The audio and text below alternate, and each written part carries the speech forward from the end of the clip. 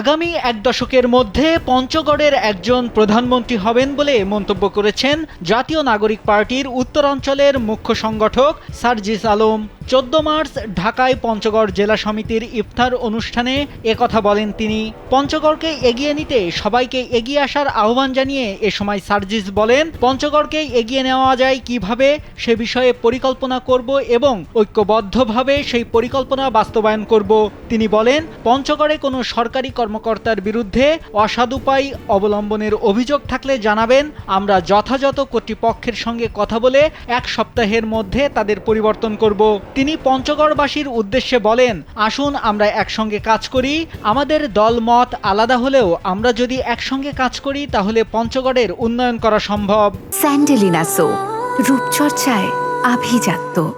তবে এক দশকের মধ্যে পঞ্চগড়ের কে হবেন দেশের প্রধানমন্ত্রী বা কাকে ইঙ্গিত করে সার্জিস এমন মন্তব্য করেছেন তা নিয়ে কৌতূহল বাড়ছে রাজনৈতিক মহলে।